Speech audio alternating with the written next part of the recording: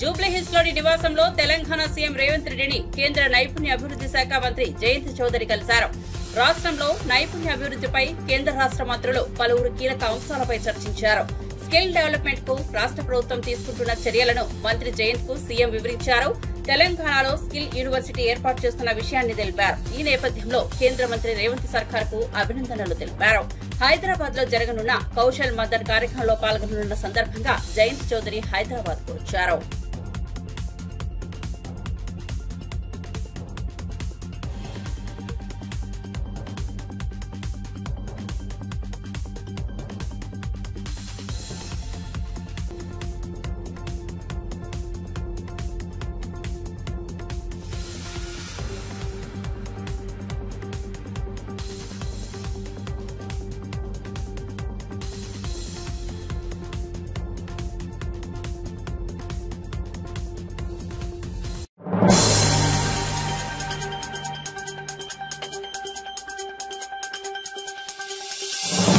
అహ్మదాబాద్ విమాన ప్రమాదంపై కేంద్ర మంత్రి రామ్మోహన్ నాయుడు తీవ్రంగా విమర్శించిన ప్రజాశాంతి పార్టీ అధ్యక్షుడు కేఏ పాల్ ఆయన తక్షణమే రాజీనామా చేయాలని డిమాండ్ చేశారు. విమానయాన శాఖ నిర్వహించేందుకు రామ్మోహన్ కు అనుభవం లేదని, ఇలాంటి కీలక శాఖ బాధ్యతల నుంచి ఆయనను తప్పించాల్సిన అవసరం ఉందన్నారు. గతంలో చిన్న ప్రమాదాలకే కేంద్ర మంత్రులు రాజీనామా చేసిన ఉదాహరణలు ఉన్నాయని గుర్తు చేశారు. ఈ ఘోర ఘటనకు కేంద్ర ప్రభుత్వం పూర్తిగా బాధ్యత వహించాల్సిన పరిస్థితి ఏర్పడిందన్నారు. అర్హతలున్న నిపుణుడిని మంత్రి పదవికి ఎంపిక చేయాలని ప్రధానమంత్రి నరేంద్ర మోదీకి విజ్ఞప్తి చేశారు. In the world, but the international community is raising questions why India is not taking seriously this matter.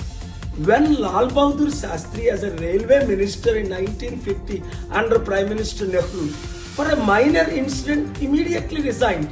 When the coalition didn't want, Prime Minister Deva Gowda, one of the most respected Prime Minister in 1997, immediately resigned. Likewise, Prime Ministers, Chief Ministers, Cabinet Ministers have all resigned. And why the Aviation Minister yesterday defending himself and calling in his press meet, we have to investigate Boeing. Mr. Rammohan Naidu, I know you since you were 3 years old. Your dad brought you to pray for you since the beginning. I want the best post and brightest future for you. But you are not fit 1% to be Aviation Minister. Just don't listen to anybody, Chandrababu Naidu, Chief Minister or Prime Minister. For your own future, tender the resignation because you never been to aviation school. You never studied aviation, most complicated. You were born in 87. I am operating aircraft and owning since 1991. With experience, I am saying, Boeing produced thousands of aircrafts. American president uses 747. I use the same 747 SP. 787, 1116 are in operation by every major airline in the world. Not one plane crashed. Why now? Why in Ahmedabad? Why in India? Why Sarah Adams tweeted 3 days before the accident crash that Al-Qaeda South is planning? Did you know that? Did you investigate? What is the job of Aviation Minister? Investigating, examining airports, investigating the airlines and make sure they run smoothly. That's your job, but you're not fit for that. Prime Minister Modi ji, immediately offer him much better position and accept his resignation. And please listen to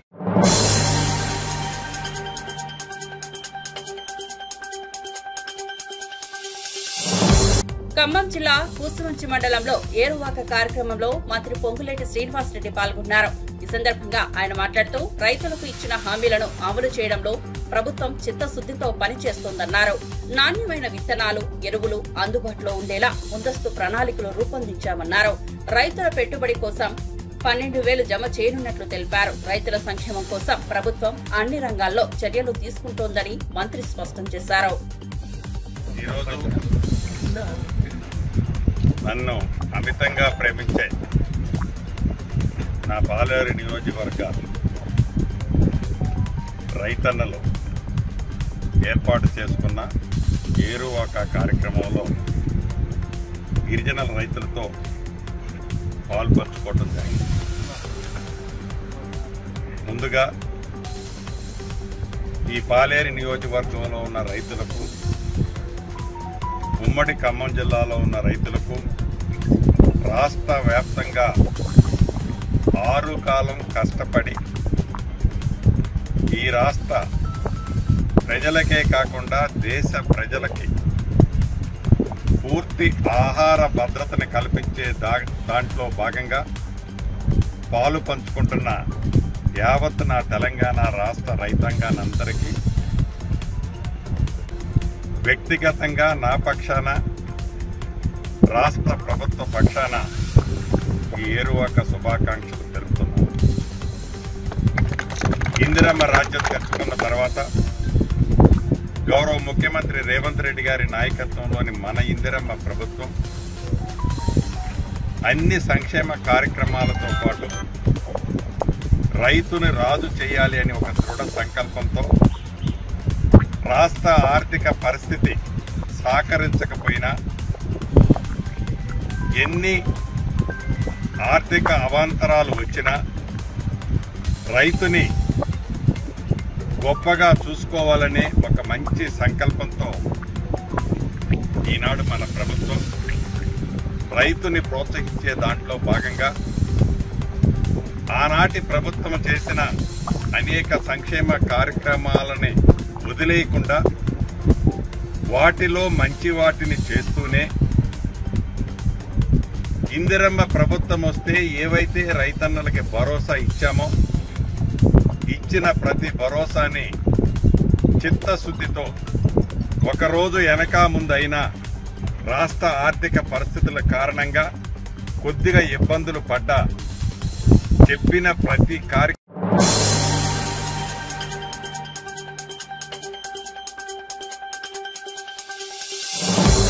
Telangana మంత్రి ఉత్తమ్ కుమార్ రెడ్డికి మాజీ మంత్రి హరీష్ రావు లేఖ రాశారు. Godavari Banakacherla link ప్రాజెక్టుపై AP ప్రభుత్వం తీసుకుంటున్న ఏకపక్ష నిర్ణయాలను ఖండించినందుకు అభినందనలు తెలిపారు. ఈ ప్రాజెక్టుకు కేంద్రం ప్రాథమికంగా ఆమోదం తెలిపిన విషయంలో అప్రమత్తంగా ఉండాలని కోరారు. సమాచారం ఇవ్వకుండా విభజన చట్టాన్ని ఉల్లంఘిస్తూ టెండర్లను దారితీసే చర్యలు తీసుకోకుండడం రాష్ట్రానికి నష్టం చేస్తోందన్నారు. రాష్ట్ర ప్రయోజనాలను కాపాడేందుకు వెంటనే అఖిలపక్ష సమావేశం లేదా ప్రత్యేక శాసనసభ సమావేశం నిర్వహించాలని హరీష్ రావు సూచించారు. కేంద్ర జలశక్తి మంత్రితో అపెక్స్ కౌన్సిల్ సమావేశాన్ని నిర్వహించేందుకు ఒత్తిడి చేయాలని విజ్ఞప్తి చేశారు.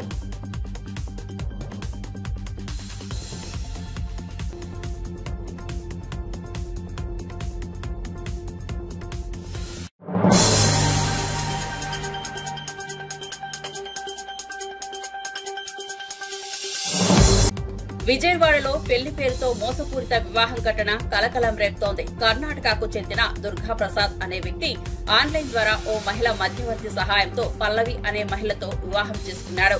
పెళ్లి సమయంలో పల్లవి కుటుంబానికి 4.5 లక్షల రూపాయలు ఇచ్చాడు. వారి క్రితం దుర్గమ్మగుడిలో ఘనంగా వివాహం జరిగినా ఆ తర్వాత పల్లవికి అప్పటికే పెళ్లై ఓ బిడ్డ ఉందని బయటపడింది. నిజాలు తెలిసిన దుర్గా ప్రసాద్ వెంటనే పోలీసులను ఆశ్రయించి మోసానికి గురైనట్టు ఫిర్యాదు చేశాడు. పోలీసులు విచారణ ప్రారంభించారు. అది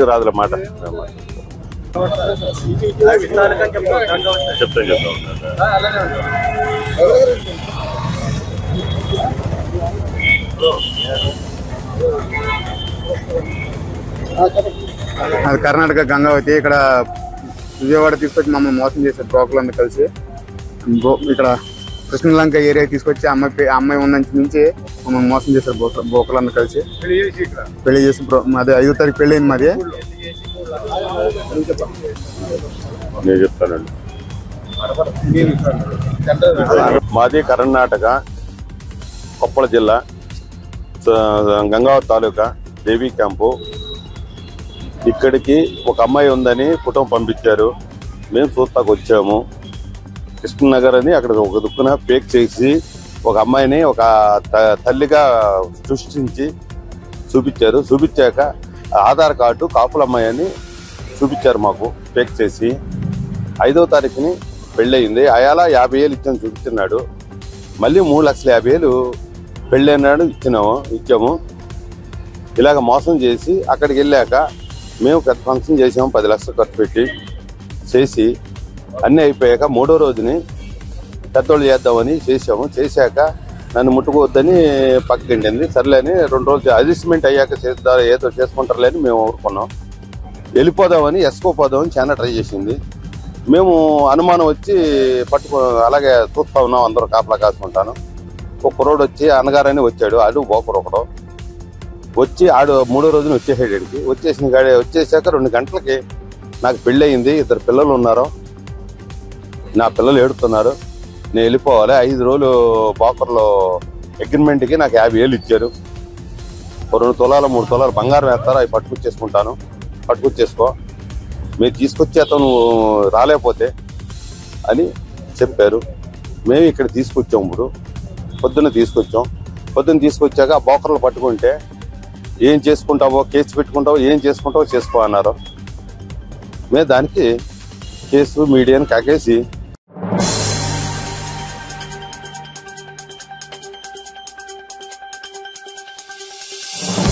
తిరుమల శ్రీ వెంకటేశ్వర స్వామిని రాష్ట్ర వ్యవసాయ శాఖ మంత్రి కింజరపు అచ్చెన్నాయుడు దర్శించుకున్నారు. కుటుంబ సభ్యులతో కలిసి స్వామివారి సేవలో పాల్గొన్న ఆయన ప్రత్యేక ప్రవేశ దర్శన టికెట్ ద్వారా ఆలయంలోకి ప్రవేశించారు. అనంతరం రంగనాయకుల మండపంలో అర్చకులు వేద ఆశీర్వచనాలతో స్వాగతం పలికారు. అనంతరం ఆయనకు తీర్థ ప్రసాదాలు అందించారు. రాష్ట్రంలో మంచి వర్షాలు పడాలని, రైతులకు వ్యవసాయ కార్యకలాపాలు విజయవంతంగా సాగిపోవాలని స్వామివారిని ప్రార్థించానని మంత్రి మీడియాతో తెలిపారు. టీటీడీ అధికారులు దర్శన ఏర్పాట్లను పర్యవేక్షించారు.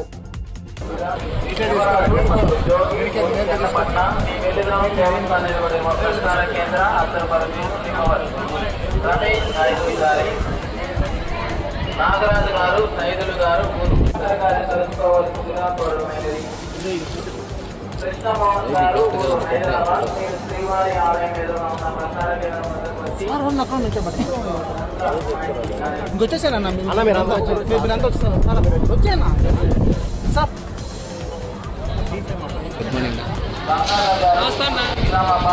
శ్రీవారి ఆలయం.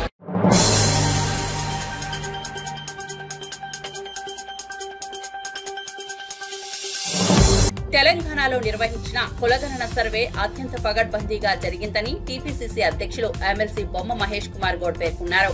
సమాజంలో అన్ని వర్గాల ప్రాతినిధ్యం సక్రమంగా ఉండేందుకు ఈ సర్వే కీలకమని అన్నారు. తెలంగాణలో నిజమైన సామాజిక న్యాయం సాధించాలంటే డేటా ఆధారంగా విధానాలు రూపొందించాల్సిన అవసరం ఉందన్నారు. ప్రజలు చురుగ్గా పాల్గొనడం సర్వే విజయానికి కారణమని అభినందించారు. భవిష్యత్తులో ప్రభుత్వ విధానాలు ఈ గణాంకాల ఆధారంగా నిర్ణయిస్తామని తెలిపారు. అన్ని ప్రాంతాల్లో ప్రశాంత వాతావరణంలో సర్వే ముగియడం శుభసూత్రంగా అభివర్ణించారు. కామారెడ్డి డిక్లరేషన్ పేరిట నేనే ఆ డిక్లరేషన్ ప్రవేశపెట్టాను. కామారెడ్డి 42% మేము అధికారంలోకి వస్తే ఇచ్చి తీరుతామనే మాట నిలబెట్టుకున్న భాగంగానే 42% రిజర్వేషన్ ఇవ్వడమే కాకుండా మా మిత్రుడు శ్రీనివాస్ గౌడ్ వచ్చి మీరు ఓన్లీ లోకల్ బాడీస్లో పెడితే సరిపోదన్న, విద్యా ఉపాధిలో పెట్టాలన్నప్పుడు కూడా మంత్రివర్గ ఉపసంఘాన్ని ఒప్పించి మెప్పించి రాహుల్ గాంధీ గారి ఆశయాన్ని ముందుకు తీసుకెళ్ళిన ఉద్దేశంలో రేవంత్ రెడ్డి గారు నేను కలిసి 2 బిల్లు రూపంలో అసెంబ్లీ చట్టం తీసుకొచ్చాం. ఒకటి చట్టసభలో రిజర్వేషన్, ఒకటి విద్యా ఉపాధిలో కూడా. 2 బిల్లు కూడా అన్ని పార్టీలు సహకారం, టీఆర్ఎస్ పార్టీ ఉంది, బీజేపీ పార్టీ ఉంది, అన్ని పార్టీల సహకారం 2 బిల్లు కూడా సహకారం చేసుకున్నాం. అంతేకాకుండా కుల సర్వే కూడా రాహుల్ గాంధీ గారి ఆశయాన్ని తూచా తప్పకుండా ఈ రాష్ట్రంలో జరిపిన ఘనత అగ్రవర్ణాలకు చెందినట్టు రేవంత్ రెడ్డి గారు తప్పుతుంది. ఒక రెడ్డి అయి ఉండి కూడా రాహుల్ గాంధీ గారి ఆశయాన్ని తూచా తప్పకుండా నెరవేర్చడమే కాకుండా కుల సర్వేని సంపూర్ణంగా శాస్త్రీయబద్ధంగా రసుకులు ఉన్నాయని కొంత చెప్పినప్పుడు కూడా ఇంత శాస్త్రీయబద్ధంగా ఏ రాష్ట్రంలో ఎక్కడ జరగలేదు. బీహార్లో ఓబీసీ ముఖ్యమంత్రి నితీష్ కుమార్ గారు కుల సర్వే చేసినారు. కారణాలు ఏమైనా ఉండొచ్చు కానీ అసెంబ్లీలో టేబుల్ చేయలేకపోయినారు. కర్ణాటకలో ఓబీసీ ముఖ్యమంత్రి సిద్ధరామయ్య నేతృత్వంలో కుల సర్వే చేసినారు. రకరకాల కారణంలో టేబుల్ చేయలేకపోయినారు. మళ్ళీ ఇప్పుడు చేస్తా ఉన్నారు. కానీ తెలంగాణలో అక్కడ 2 ఓబీసీ ముఖ్యమంత్రులు, ఇక్కడ అగ్రవర్ణ చెందిన ముఖ్యమంత్రి ఉండి కుల సర్వే చేయడమే కాకుండా టేబుల్ చేశాం. అఫీషియల్ గా టేబుల్ చేసి కుల సర్వే చేసి ఎస్టాబ్లిష్ చేశాం. ఇంత పర్సెంట్ ఆఫ్ బీసీస్ ఉన్నారు, ఇంత పర్సెంట్ ఆఫ్ ఎస్టీలు ఉన్నారు ఈ రాష్ట్రంలో అని ఒక అఫీషియల్ డాక్యుమెంట్ ఇవ్వగలిగినాం. ఇది కాంగ్రెస్ పార్టీ చేసినటువంటి మొట్టమొదటి ఓబీసీలకు చేసినటువంటి ఒక కార్యక్రమం. కుల సర్వే చేసాం, కేంద్రానికి పంపించాం. 42% రిజర్వేషన్ కూడా కేంద్రానికి పంపించాం. కేంద్రంలో వెల్ఫేర్ మంత్రిని నేను, పొన్నం ప్రభాకర్ గారు, కొండా సురేఖ గారు ఒక బృందం కలిసినాం. 9th షెడ్యూల్లో చేర్చే విధంగా దీన్ని మీరు ముందుకు తీసుకెళ్ళండి. ఇలా ఓబీసీ ప్రధానమంత్రి గారు ఉన్నారు. మీరు 9th షెడ్యూల్లో చేర్చే విధంగా దీన్ని ముందు తీసుకెళ్ళినప్పుడు వారు ఒక మాట చెప్పినారు, త్రూ గవర్నమెంట్ త్రూ ప్రొసీజర్ ప్రకారం రండి, నేను దీన్ని ఫాలో అప్ చేస్తాను. ఆయన కూడా 7 సార్లు ఎంపీగా చేసినట్టు.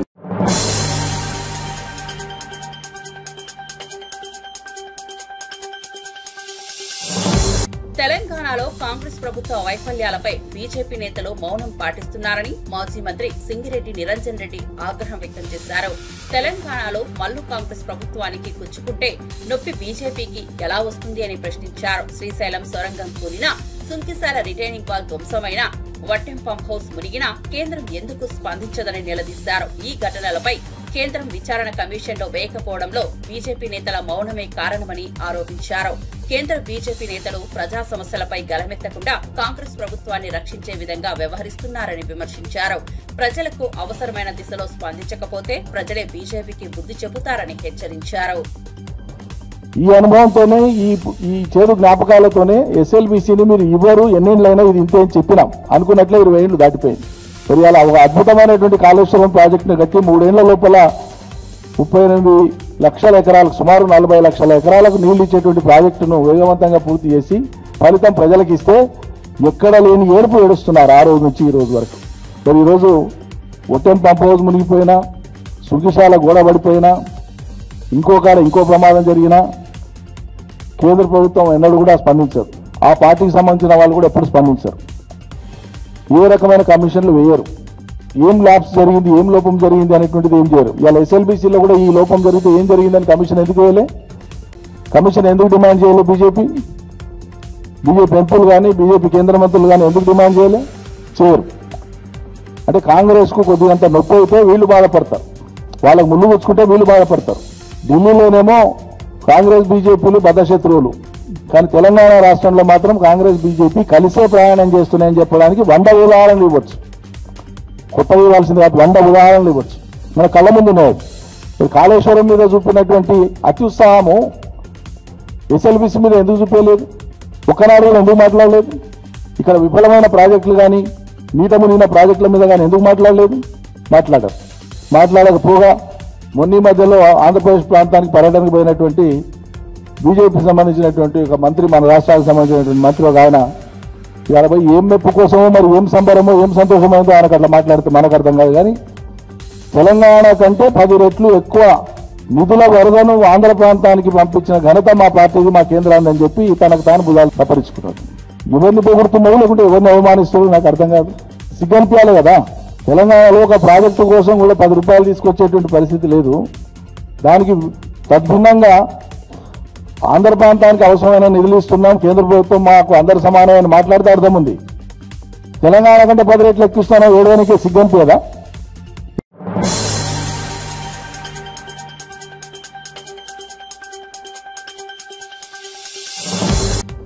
భద్రకాళి చెరువు మరమ్మతుల పనులను కాంగ్రెస్ ప్రభుత్వం కేవలం కమిషన్ల కోసమే ఆలస్యం చేస్తోందని మాజీ ఎమ్మెల్యే దాస్యం వినయ్ భాస్కర్ ఆగ్రహం వ్యక్తం చేశారు. ప్రజలకు అవసరమైన పనులు వేగంగా చేయకుండా అవినీతికి తల వంచేలా ప్రభుత్వ యంత్రాంగం పనిచేస్తోందని విమర్శించారు. చెరువు పరిసరాల్లో భద్రతా లోపాలు ఉన్నా వాటిని పరిష్కరించే ప్రయత్నం కనిపించడం లేదన్నారు. వారంగా పనులు నెమ్మదించడంలో ఉన్న అసలైన కారణం కమిషన్ల కోసమేనని ప్రజల మధ్య స్పష్టమవుతోందని వ్యాఖ్యానించారు. ఇది జలవనరులపై ప్రభుత్వ నిర్లక్ష్యానికి నిదర్శనమని చెప్పారు. వెంటనే 100 కోట్లు, అదేవిధంగా 180 కోట్లు కూడా ఈ భద్రకాళి చెరువు మరమ్మతు, అదేవిధంగా నాలాలు రివిట్మెంట్ అన్ని కూడా అభివృద్ధి కోసము అడ్మినిస్ట్రేషన్ శాంక్షన్ కూడా ఇచ్చింది. కొన్ని పనులు కూడా అయ్యే క్రమంలో ఎన్నికలు వచ్చినాయి. కోడ్ కారణంగా ఆ పనులను కూడా నిలిపివేయడం జరిగింది. అయితే ఎన్నికల సమయంలో కాంగ్రెస్ పార్టీ నాయకులు మాయమాటలు చెప్పి అమలు కానీ 420 హామీలు ఇచ్చి 6 గ్యారంటీలతోని అధికారంలోకి వచ్చిన తర్వాత అనేక రంగాలలో అవినీతికి తెరలేపింది.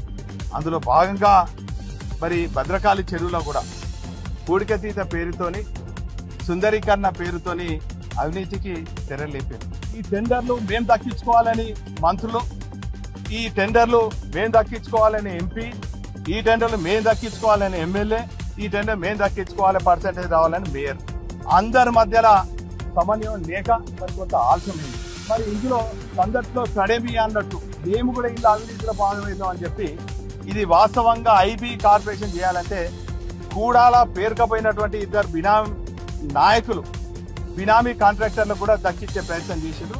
చివరికి మరి అనుకున్న రీతిలో మరి మంత్రులు కనుసైగల్లో కాంట్రాక్ట్ వచ్చిందా లేక కూడా అధికారులకు బినామీగా ఉన్నటువంటి కాంట్రాక్టర్ మాత్రము కాంట్రాక్ట్ వచ్చింది. అందరూ కూడా సమంగా పనిచేసి మరి పంచుకొని ఇలా అవినీతికి భాగస్వామ్యం. ఈ సందర్భంగా మరి ఎందుకు పనులు లేట్ అవుతున్నాయి అని చెప్పి నేను అడుగుడు కాదు, చాలా రోజుల కింద అనేక పత్రికలు కూడా ఇచ్చేసినాయి. ఇది ఆంధ్రజ్యోతి, ఇది ఇంకొక పత్రిక, ఇంకా చాలా క్లిప్పింగ్స్ తీసుకురాలేదు.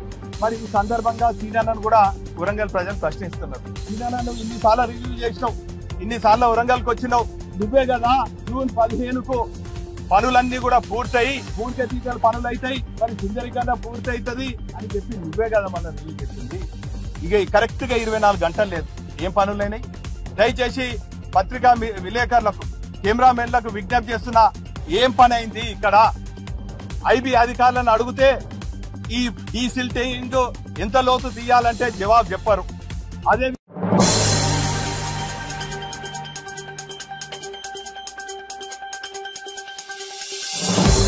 అమ్మఒడి, నాడు నేడు వంటి మార్గదర్శక విద్యా పథకాలు మొదట ప్రవేశపెట్టినది వైఎస్సార్ కాంగ్రెస్ పార్టీ ప్రభుత్వమేనని కమలాపురం వైసీపీ ఇన్ఛార్జ్ నరేన్ రామాంజనేయ రెడ్డి అన్నారు. అప్పులు తెచ్చి పథకాలు పెట్టారని విమర్శించిన చంద్రబాబు నేడు అదే విధంగా అప్పులు తెచ్చి తల్లికి వందనం అందిస్తున్నారని ఎద్దేవా చేశారు. విద్యా ప్రమాణాలు పెంచడంలో జగన్ పాలనను తట్టుకునే స్థాయిలో కూటమి ప్రభుత్వం పోటీ ఇవ్వాలంటూ సవాల్ విసిరారు. ప్రభుత్వ బడులకు ప్రాణం పోసిన విధానాలే ఇప్పటికీ దేశవ్యాప్తంగా ఆదర్శంగా నిలుస్తున్నాయని గుర్తు చేశారు. 40,000 స్కూళ్లకు దాదాపు 15,000 కోట్ల రూపాయలు ఆయన వెచ్చించడం జరిగింది. దానివల్ల స్కూళ్ళన్నీ డెవలప్ అయ్యి దానికి ఒక పెయింటింగ్ కావచ్చు, దానికి ఎక్కడన్నా రూములు లేకుంటే రూములు వేయడం కావచ్చు, స్కూల్స్ అంతా కూడా ఒక ఆహ్లాదకరమైన వాతావరణానికి తీసుకొచ్చే దానికోసం ఆ డబ్బు ఖర్చు పెట్టారు. మరి మీరు దాంట్లో పోటీ పడాలా? మేము ఎందుకు 14 సంవత్సరాలు సీఎం గా ఉండి మేము నాడు నేడు కార్యక్రమం ఎందుకు పెట్టలేదు అని పోటీ పడాలి. నాడు నేడు కార్యక్రమమే కాకుండా స్కూలుకు పోయినటువంటి మొట్టమొదటి రోజునే పిల్లవాళ్లకు పుస్తకాలు, వాళ్లకు బట్టలు, వాళ్లకు సాక్సులు, షూస్, బెల్ట్ అన్ని కూడా గత ప్రభుత్వంలో, బ్యాగ్ అన్ని కూడా గత ప్రభుత్వంలో ఇచ్చేవి. మరి మీరు 14 సంవత్సరాలు సీఎం గా ఉన్నప్పుడు అవి ఎందుకు చేయలేదు అనేది మీరు దాంతో పోటీ పడాలా. అలా అది ఒక పక్కన పెడితే మంచి మెను, పిల్లవాళ్లకు పౌష్టిక ఆహారంతో కూడినటువంటి మెను, రోజుకొక మెను పెట్టి జగన్మోహన్ రెడ్డి గారు పెట్టారు. మరి మీరు గతంలో ఎందుకు పెట్టలేదు? అది దాంట్లో మీరు పోటీ పడాలా. అదే కాకోకుండా ఇంగ్లీష్ మీడియం ను ప్రవేశపెట్టడం కావచ్చు, అదే విధంగా సిబిఎస్ఈని తీసుకొని రావడం కావచ్చు. సిబిఎస్ఈ ఉంటే మన రాష్ట్ర పిల్లలు భారతదేశంలో జరిగే ఏ పోటీ పరీక్షల్లో అయినా రాయాలి అంటే సిబిఎస్ఈ సిలబస్ ఉండాలని చెప్పి సిబిఎస్ఈ తీసుకురావడం కావచ్చు, టోఫెల్ కావచ్చు, ఐబీ కావచ్చు, 8వ తరగతి పిల్లలకు ట్యాబులు కావచ్చు, స్కూల్లో ప్యూరిఫైడ్ వాటర్ కావచ్చు. ఇవన్నీ కూడా గత ప్రభుత్వంలో జగన్మోహన్ రెడ్డి గారు అవన్నీ తీసుకొని రావడం వల్ల స్కూల్ అనేది ఒక స్థాయికి పెరిగి ప్రతి ఒక్కరికి స్కూళ్లకు పంపించే పరిస్థితికి పోయి వచ్చినారు. 2019 నాటికి కేవలం ఒక 34 లక్షల మంది మాత్రమే గవర్నమెంట్ స్కూళ్లకు పోతాంటే 2024 సంవత్సరం అయిపోయే నాటికి 45 లక్షల మంది పిల్లవాళ్ళు స్కూళ్లకు పోయే పరిస్థితి గవర్నమెంట్ స్కూళ్లకు వచ్చింది అంటే అది కేవలం జగన్మోహన్ రెడ్డి గారి ఒక విద్య పైన ఆయనకు ఉన్నటువంటి ఒక ఆలోచన, ప్రతి వాడు చదువుకోవాలని చెప్పేసి తపన ఉంది కాబట్టి ఆ రకంగా చేసినాడు. సో విద్య అనేది డబ్బులు ఇచ్చే దాంట్లో కాదు, దాని స్టాండర్డ్ నువ్వు పెంచినావా లేదా అనే దాంట్లో నువ్వు పోటీ పడాలా. మీరు 5,000 కోట్లు ఇచ్చాను, 7,000 కోట్లు ఇచ్చాను, 8,000 కోట్లు ఇచ్చాను, కోట్లు డబ్బులు ఇచ్చే దాంట్లో కాదు. మీరే గతంలో అన్నారు అప్పు చేసి అదేమన్నా మొగోడా జగన్మోహన్ రెడ్డి అని చెప్పేసి. మరి అప్పుడు మీరు ఇప్పుడు చేస్తాడేది అదే. మీరు పోటీ పడాల్సింది స్టాండర్డ్స్ ఏ రకంగా పెంచినారు అని చెప్పి. ఇంగ్లీష్ మీడియం ని మీరు ఇప్పుడు తీసేసినారు, సిబిఎస్ఈని తీసేసినారు, ట్యాబులు ఇవ్వడం లేదు. ఇవన్నీ మీరు చేస్తారు అంటే పిల్లవాళ్లకు డిజిటల్ బోర్డ్స్ ఉంటే అవి పనిచేయడం లేదు. ఒక ఆశాజనకంగా ఒక పరిస్థితి ఉంటే అది చాలా దిగజారిపోయిందని చెప్పేసి ఆంధ్ర రాష్ట్ర పరిస్థితి 6 లక్షల కోట్లు 5 లక్షల కోట్లు అప్పు ఉంటే 14 లక్షల కోట్లు అప్పు ఉందని చెప్పి తెలియజేసి నేను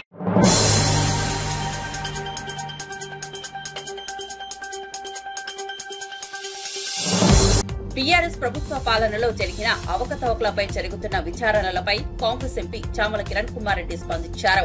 గాంధీ భవన్ లో మీడియాతో మాట్లాడుతూ ప్రజల సొమ్మును దోచుకుంటే దర్యాప్తు జరగడంలో తప్పేముంది, ఇది కక్ష సాధింపు ఎలా అవుతుంది అని ప్రశ్నించారు. తాము అధికారంలో తప్పులు చేస్తే రేపు తమపై కూడా విచారణలు జరగాలన్నారు. 10 ఏళ్లు పాలించిన బీఆర్ఎస్, ఏడాదిన్నరైన కాంగ్రెస్ పై అసహనం వ్యక్తం చేయడం హాస్యాస్పదమన్నారు. కేటీఆర్ కంటే మంచి ఇంగ్లీష్ మాట్లాడగల ప్రతిపక్ష నాయకులు ఉన్నా ఎవరూ బీఆర్ఎస్ ను విమర్శించలేదు. కానీ ఇప్పుడు ఆ కుటుంబం డ్రామాలు చేస్తోందని ఎద్దేవా చేశారు. నిన్న దయ్యాలు అన్నవారు ఇవాళ సెంటిమెంట్ వినిపించడం బీఆర్ఎస్ ఫ్యామిలీ డ్రామా ఎపిసోడ్లలో ఒక్కటేనని వ్యాఖ్యానించారు. 1000 crores అందుకే టీజేఎస్ఎఫ్ లో ఇవాళ జాయిన్ అయినటువంటి మిత్రులందరూ students for the welfare of the student ఇవాళ ఏదైతే ప్రభుత్వం ఇస్తా అని చెప్పి ఇవ్వకుండా ఉందో దాని మీద ఖచ్చితంగా మనం కొట్లాడాలి. దానిలో ప్రధానంగా ఒకటి ఫీ రియంబర్స్మెంట్ అయితే, ఇంకొకటి రేవంత్ రెడ్డి గారు ప్రామిస్ చేసింది ఏంటంటే విద్యా భరోసా కార్డు ఫీజు కడతాం స్టూడెంట్స్ కి, దాంతో పాటు ఒక 5 లక్షలు క్రెడిట్ కార్డు లాగా ఇస్తాము ప్రతి స్టూడెంట్ కి, మీరు ఎక్కడంటే అక్కడ దాన్ని స్పెండ్ చేసుకోవచ్చు అని చెప్పి వాళ్ళు వాగ్దానం చేయడం జరిగింది. ఇవాళ టీజేఎస్ఎఫ్ నుంచి మనం గుర్తు చేయాలి మళ్ళీ ఒకసారి గవర్నమెంట్, మీరు ఈ ప్రామిస్ చేసిండ్రు, చెప్పినట్టుగా చేయండి అని గుర్తు చేయాల్సినటువంటి సందర్భం. టీజేఎస్ఎఫ్ అంటే ఒక మెరుపులాగా ఉండాలి, టీజేఎస్ఎఫ్ అంటే ఒక ఉరుములాగా ఉండాలి. డెఫినెట్ గా టీజేఎస్ఎఫ్ ఏదైనా కార్యక్రమం తీసుకుందంటే గవర్నమెంట్ 2 సార్లు ఆలోచించే విధంగా పని చేయాలని చెప్పి మీ అందరినీ కూడా నేను రిక్వెస్ట్ చేస్తా ఉన్నాను.